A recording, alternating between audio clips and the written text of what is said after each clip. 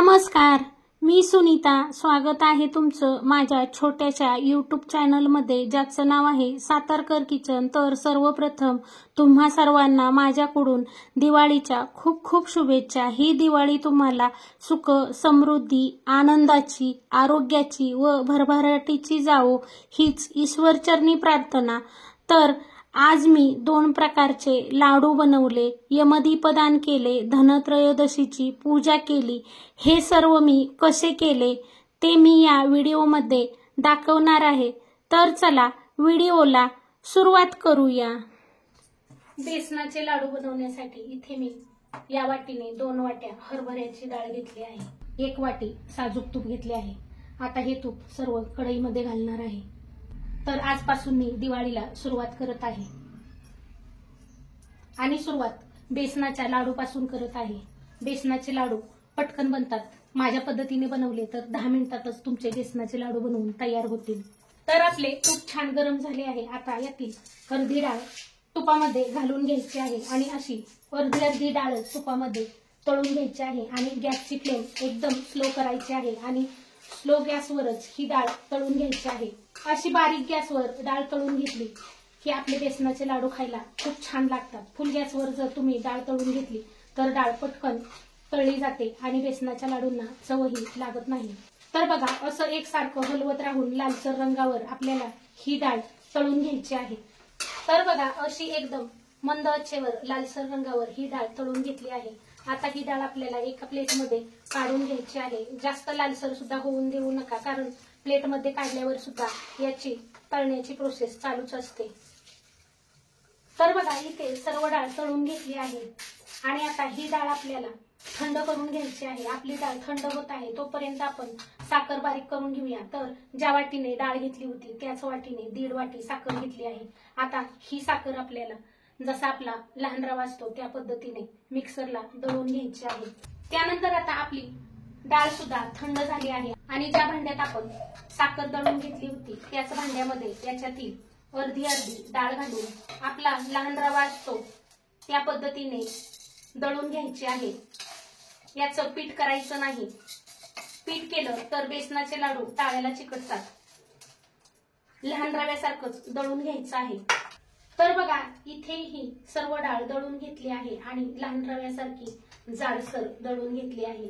आता ही डाळ मिक्सरला दळून घेतल्यामुळे कोमट झाली आहे. आता याच्यामध्ये जाडसर दळून घेतलेली साखर घालायची आहे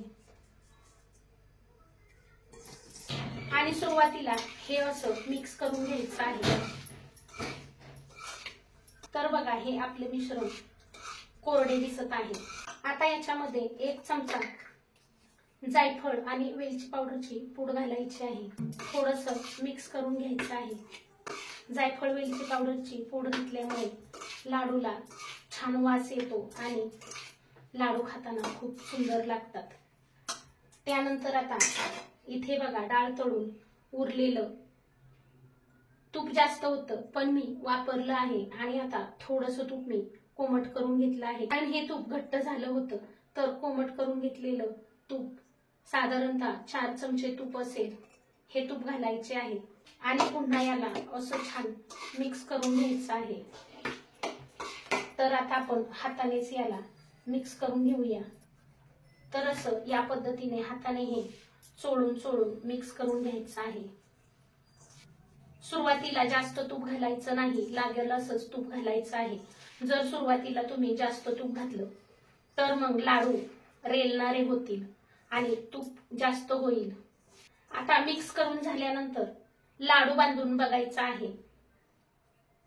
तर बघा, इथे आपल्याला अजून थोड्या तुपाची गरज आहे. परत मी 4 चमचे तूप कोमट करून घेतले आहे आणि आता पुन्हा हे तूप या पिठामध्ये घालायचे आहे आणि पुन्हा याला मिक्स करून घ्यायचं आहे. आता बघा, हे पीठ आणि साखर छान ओलसर वाटत आहे. आता याला तुपाची गरज लागणार नाही.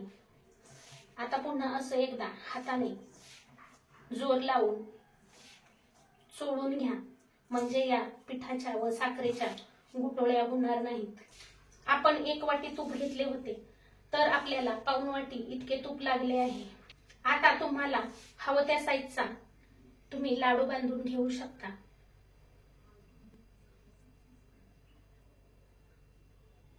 तर बघा अगदी सहज याचा लाडू वळत आहे।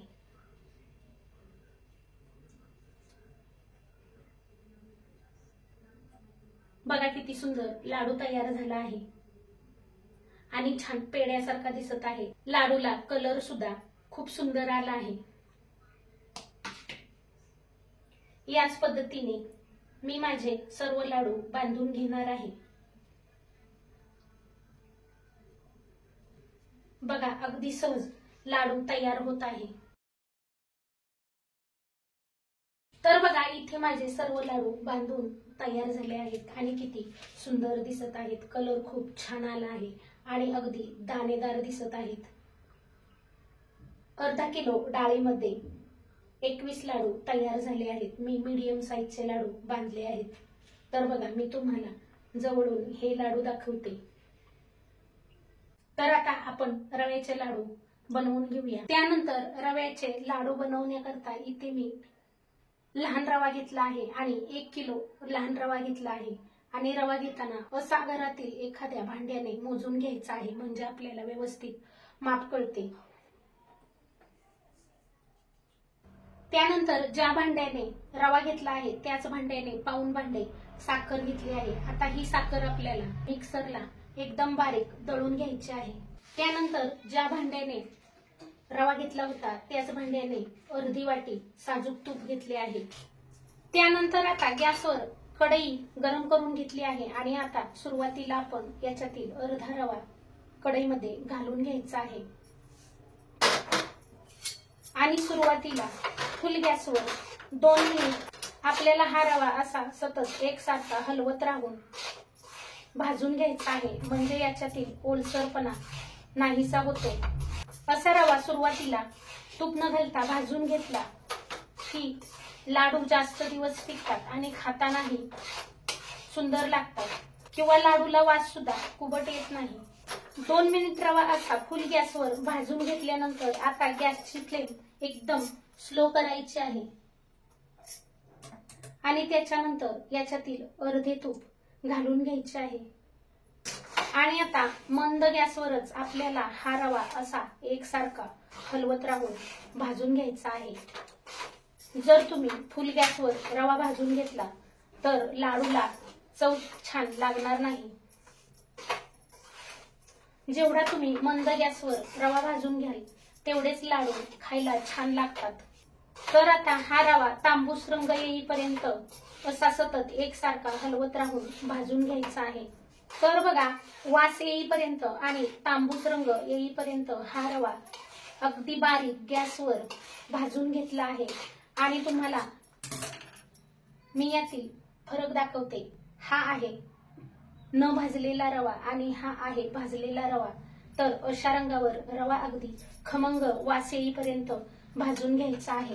आता हा भाजलेला रवा एका प्लेटमध्ये काढून घ्यायचा आहे आणि उरलेला रवा याच पद्धतीने भाजून घ्यायचा आहे। तर बघा इथे आपली दुसरी बॅच सुद्धा भाजून झालेली आहे आणि याला सुद्धा छान सोनेरी कलर आला आहे, खमंग वास सुद्धा येत आहे आणि आता इथे मी गॅस बंद केला आहे आणि त्यानंतर बघा आपले एवढे तूप उरले आहे। 2 भांडी आपण बारीक रवा घेतला होता तर पाऊण भांड आपण साखर घेतली आहे। ही साखर मिक्सरला बारीक दळून घ्यायची आहे। तर बघा अगदी बारीक ही पिठी साखर मिक्सरला दळून घेतली आहे। आता हा रवा आपण जो अगोदर रवा भाजून ठेवला होता या रव्यामध्ये मिक्स करून घ्यायचा आहे, म्हणजे हा पहिला जो रवा आपला थंड झाला आहे तो सुद्धा या रव्यामुळे गरम होईल। आणि जर तुमची कढई मोठी असेल तर तुम्ही कढईमध्येच सर्व रवा घालून घ्या। माझी कढई छोटी होती म्हणून मी 2 बॅच मध्ये रवा भाजला आणि परातीमध्ये काढून घेतला। बारीक दळून ठेवलेली पिठी साखर घालायची आहे।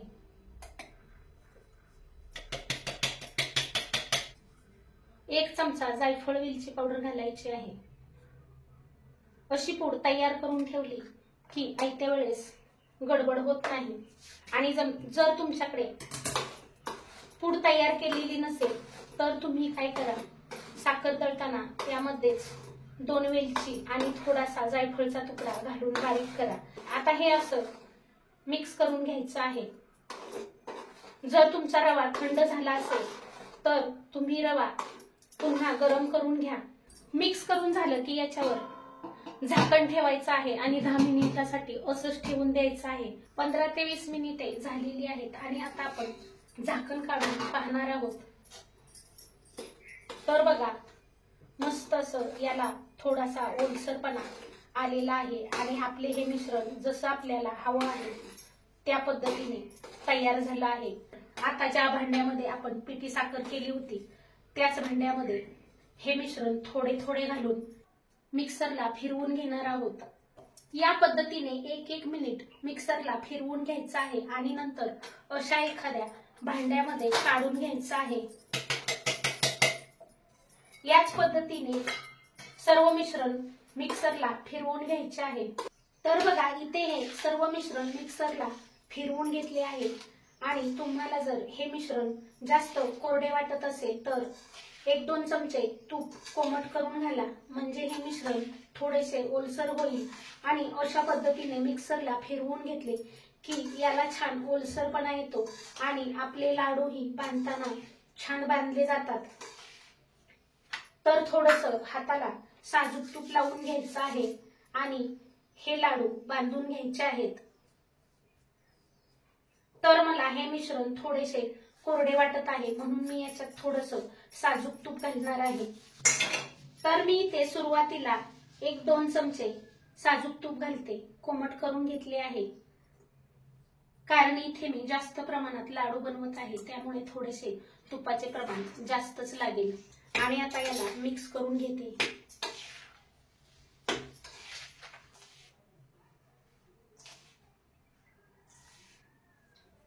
तर बघा, इथे मी साधारणतः 5 ते 6 चमचे तूप कोमट करून घातले आणि आता हे छान ओलसर वाटत आहे।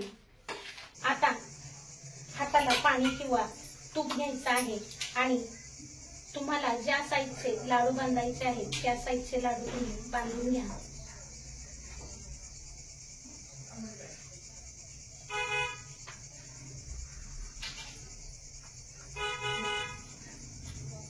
तर बघा, अगदी सहज हे लाडू वळले जात आहेत आणि किती सुंदर लाडू तयार झाले आहेत।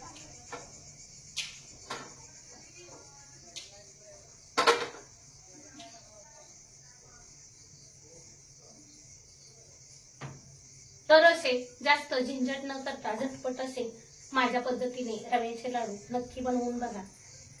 थोडंसं तूप जास्त लागतं पण लाडू खायला खूप छान लागतात आणि जास्त दिवस टिकतात सुद्धा। तर आता याच पद्धतीने मी माझे उरलेले सर्व लाडू बांधून घेणार आहे। तर बघा, इथे माझे सर्व लाडू बांधून तयार झाले आहेत आणि 1 किलोच्या साहित्यात 40 लाडू तयार झाले आहेत। मी असे मीडियम साईजचे लाडू बांधले आहेत आणि तुम्ही पाहू शकता किती कमी वेळेत आणि झटपट हे लाडू तयार झाले। अगदी छान पांढरे शुभ्र हे लाडू तयार झाले आहेत आणि भरपूर दिवस टिकतात। बघा, किती मऊसूद लाडू तयार झाले आहेत। तर तुम्हाला माझे हे लाडू कसे वाटले कमेंट करून सांगायला विसरू नका। लाडू आवडले असेल तर चॅनलला याआधी सबस्क्राईब केलं नसेल तर प्लीज सबस्क्राईब करा, मला सपोर्ट करा। मला तुमच्या सपोर्टची खूप गरज आहे। जास्तीत जास्त शेअर करा, 1 लाईक जरूर करा। तर बघा, मी एकटीने हे दोन्ही लाडू तयार केले। तुम्हाला माझी ही लाडूची रेसिपी कशी वाटली कमेंट करून सांगायला विसरू नका।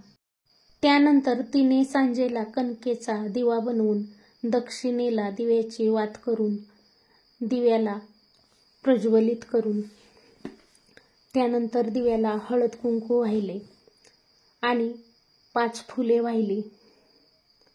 दिव्याखाली अगोदर रांगोळी काढून घेतली, अक्षदा वाहिली, 5 फुले वाहिली आणि त्यानंतर दिव्याची पूजा करून घेतली व घरातील सर्वांच्या आरोग्याची आणि घरातल्यांच्यावर अपमृत्यू येऊ नये अशी प्रार्थना करून घ्यायची आहे। ती मी इथे प्रार्थना करून घेतली आणि त्यानंतर गुळाचा किंवा साखरेचा नैवेद्य दाखवायचा आहे।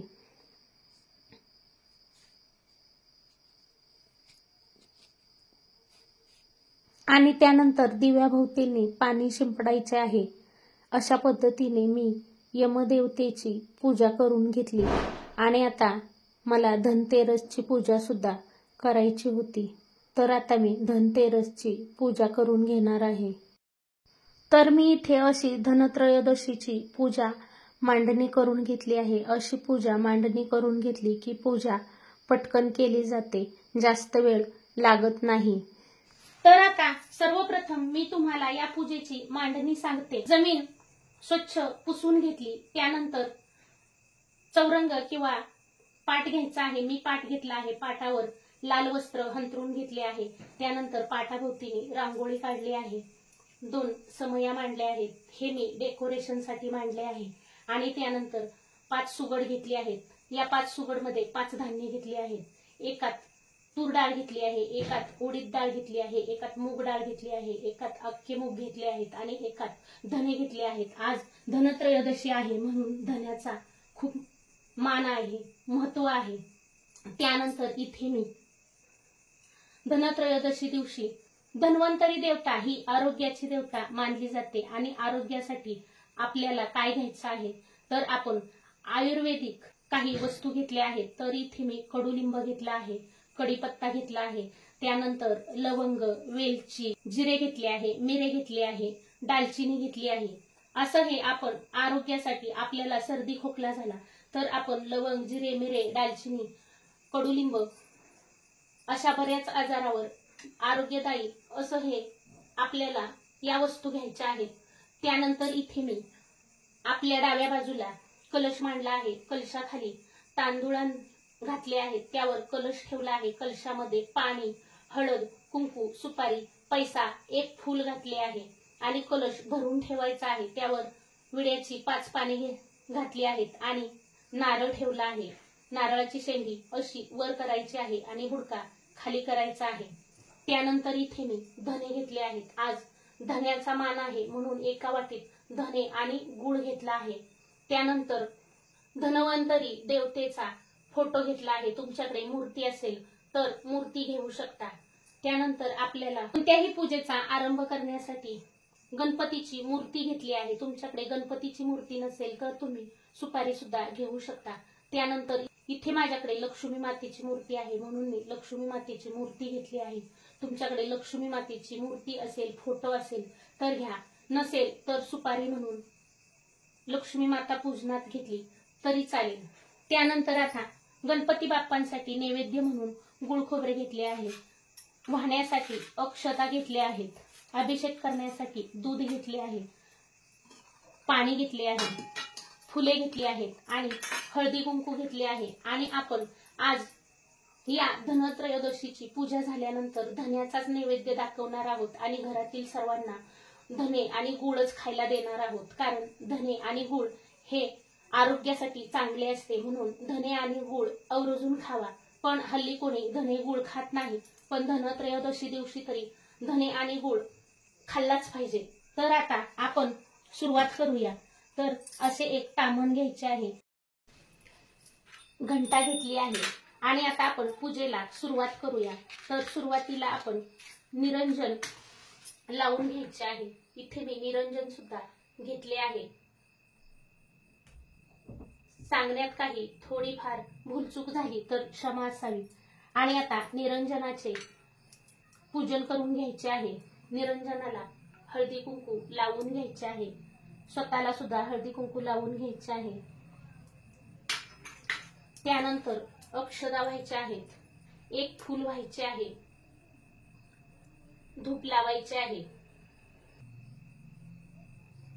आणि धूप ओळून निरंजनाला नमस्कार करायचा आहे आणि मंत्र म्हणायचा आहे. दिव्या दिव्या दीपककार, कानी कुंडल मोतीहार, दिव्याला पाहून नमस्कार. आता आपल्याला गणपती बाप्पांची मूर्ती तामणात घ्यायची आहे आणि त्यानंतर दुधाने 5 वेळा 5 पळ्या अभिषेक करायचा आहे. ओम गण गणपतये नमो नमः. ओम गण गणपतये नमो नमः. ओम गण गणपतये नमो नमः. ओम गण गणपतये नमो नमः. ओम गण गणपतये नमो नमः. त्यानंतर 5 पळ्या पाणी घालायचे आहे.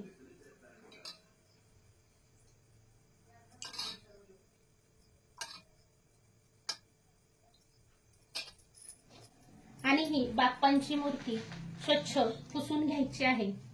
इथे मी विड्याची 2 पाने ठेवली आहेत. तुमच्याकडे पाने नसतील तर तुम्ही थोड्याशा अक्षता ठेवा आणि त्यावर ही बाप्पांची मूर्ती ठेवा. त्यानंतर बाप्पांना हळदी कुंकू अर्पण करायचे आहे. हरिद्रम कुंकुम समर्पयामि, अक्षदानं समर्पयामि, पुष्पं समर्पयामि, धूपं समर्पयामि, दीपं समर्पयामि. वक्रतुंड महाकाय सूर्यकोटी समप्रभ निर्विघ्नं कुरु मे देव सर्वकार्येषु सर्वदा. नमस्कारम समर्पयामि. त्यानंतर गणपती बाप्पांना गुळ खोबऱ्याचा नैवेद्य दाखवायचा आहे. हातावर पळीभर पाणी घेऊन गुळ खोबऱ्याभोवतीने 3 वेळा फिरवायचा आहे आणि नमस्कार करायचा आहे. त्यानंतर आपल्याला आता लक्ष्मी मातेची मूर्ती या तामणामध्ये घ्यायची आहे आणि 5 पळ्या दुधाचा अभिषेक करायचा आहे.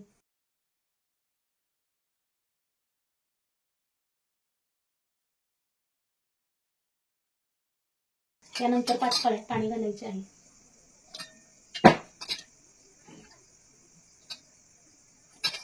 आता लक्ष्मी मातेची मूर्ती सुद्धा आपल्याला स्वच्छ पुसायची आहे.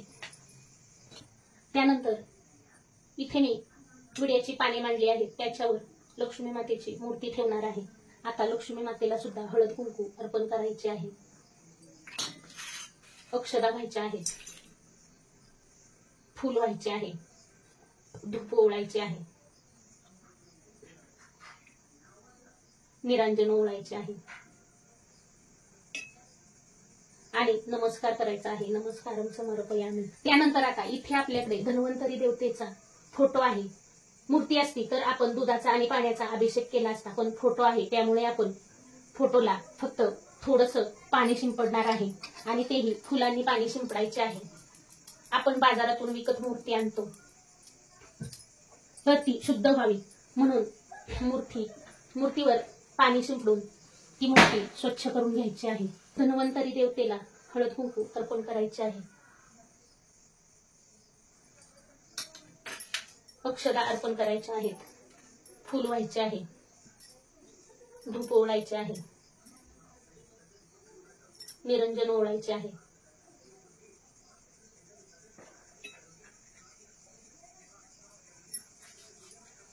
नमस्कार करायचा आहे. त्यानंतर आता आपण कलशाची पूजा करणार आहोत. अगदी साधी सोपी पूजा आहे.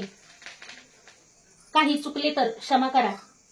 प्रत्येकाची पूजा करण्याची, पूजा सांगण्याची पद्धत वेगवेगळी असते. भागाभागात पूजा वेगवेगळ्या पद्धतीने केली जाते. मी जशी करते आहे तशी तुम्हाला दाखवत आहे. मी कुणाची बघून पूजा करत नाही. फुलांनी कलशावर पाणी शिंपडायचे आहे. कलशाला हळदी कुंकू व्हायचे आहे. तर बघा, कलशावर मी मगाशी सांगायचं विसरले, कलशावर मी स्वास्तिकचे चिन्ह काढून घेतले आहे आणि मध्ये ठिपके दिले आहेत. नुसते स्वास्तिक काढायचे नाही. त्यानंतर हळदी कुंकवाचे 5 पट्टे कलशाला लावून घेतले आहेत. आता कलशाला अक्षदा व्हायच्या आहेत, फूल व्हायचे आहे, धूप ओवाळायचे आहे,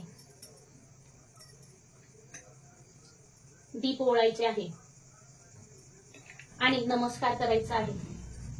त्यानंतर आता आपल्याला आरोग्याची देवता म्हणून जे आपण हे आयुर्वेदिक कढीपत्ता, तमालपत्र, लवंग, दालचिनी, जिरे, मिरे, कडुलिंब घेतला आहे त्याची पूजा करायची आहे. याला सुद्धा फुलांनी थोडेसे पाणी शिंपडायचे आहे. हळदी कुंकू व्हायचे आहे, अक्षदा व्हायच्या आहेत, फूल व्हायचे आहे, धूप ओवाळायचे आहे, दीप ओवाळायचे आहे आणि नमस्कार करायचा आहे. त्यानंतर आपण इथे जे धान्य घेतले आहे या धान्याची पूजा करायची आहे. धान्यावर सुद्धा पाणी शिंपडायचे आहे, हळद कुंकू व्हायचे आहे.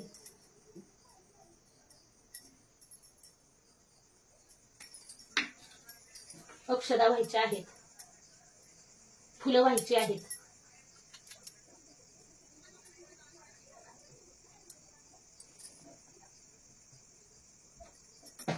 धूप ओवाळायचे आहे, दीप ओवाळायचे आहे आणि नमस्कार करायचा आहे। त्यानंतर आता आपल्याला धने आणि गुळाची पूजा करायची आहे। फुलांनी थोडेसे पाणी शिंपडायचे आहे, हळद कुंकू व्हायचे आहे, अक्षरा व्हायच्या आहेत, एक फुल व्हायचे आहे, धूप ओवाळायचे आहे, दीप ओवाळायचे आहे आणि नमस्कार करायचा आहे। तर या पद्धतीने मी अशी साधी भोळी पूजा केली आहे। सर्व स्त्रियांना मी सांगणार आहे की आजचा नैवेद्याचा मान हा गुळ आणि धन्याचा असतो, त्यामुळे आजचा नैवेद्य हा गुळ आणि धन्याचाच ठेवायचा आहे। देवांना सुद्धा गुळ आणि धन्याचा नैवेद्य ठेवायचा आहे। जिथे जिथे तुम्ही नैवेद्य अर्पण कराल तिथे तिथे गुळ आणि धन्याचा नैवेद्य अर्पण करायचा आहे। आणि आता आपण इथे सुद्धा गुळ आणि धन्याचाच नैवेद्य अर्पण करणार आहोत आणि घरातील सर्वांना गुळ आणि धनेच खायला द्यायचे आहेत। तर आता आपण लक्ष्मी मातेसमोर सुद्धा गुळ आणि धने ठेवणार आहोत आणि धन्वंतरी देवतेसमोर सुद्धा आपण गुळ आणि धनेच ठेवणार आहोत। आणि आता एक पळीभर पाणी या नैवेद्याभोवती फिरवायचं आहे। तर या पद्धतीने मी एकदम साधी सोपी आणि पटकन होणारी धनत्रयोदशीची धन्वंतरी देवतेची पूजा करून दाखवली आहे। तुम्हाला माझी ही पूजा कशी वाटली? जर काही चुकले असले तर क्षमा असावी। आणि इथे आपली पूजा पूर्ण झाली आहे। जर तुम्हाला काही स्तोत्र मंत्र येत असतील तर ती तुम्ही अवश्य म्हणा।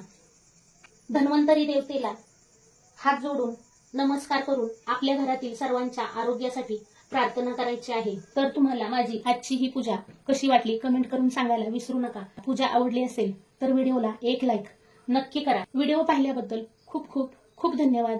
पुन्हा भेटूया अशाच एका छानशा नवीन व्हिडिओमध्ये। तोपर्यंत बाय बाय।